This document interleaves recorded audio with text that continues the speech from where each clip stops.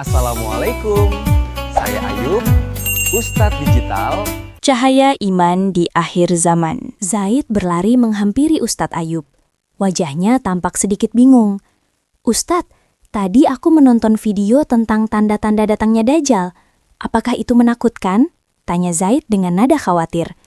Ustadz Ayub berlutut agar sejajar dengan Zaid, lalu menepuk pundaknya dengan lembut untuk memberikan rasa tenang. "Zaid, sebagai Muslim, kita tidak perlu takut secara berlebihan.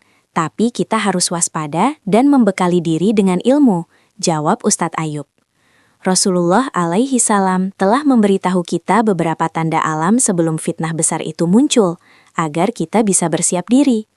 Mari kita duduk di selasar masjid sambil bercerita. Ustadz Ayub menjelaskan, salah satu tandanya adalah menyusutnya air di Danau Tiberias atau Danau Galilea. Itu adalah danau air tawar yang sangat penting di wilayah Palestina.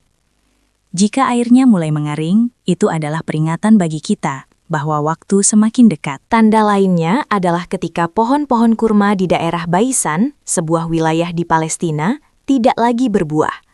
Alam seolah-olah memberikan sinyal kepada manusia bahwa akan terjadi perubahan besar di dunia ini.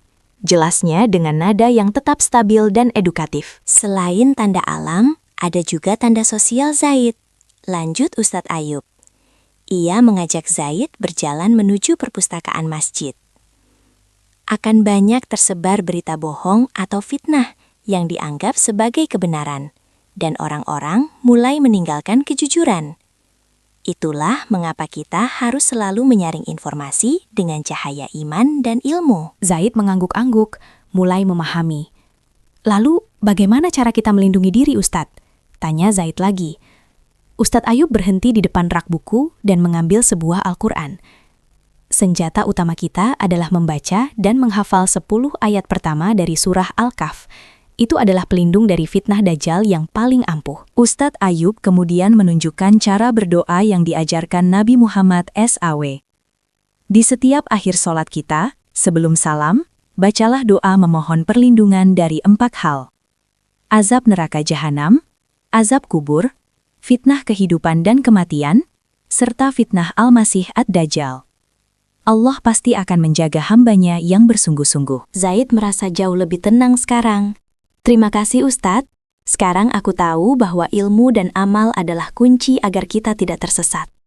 Ustadz Ayub membalas senyuman. Ustadz Ayub melambaikan tangan kepada para santri yang pulang.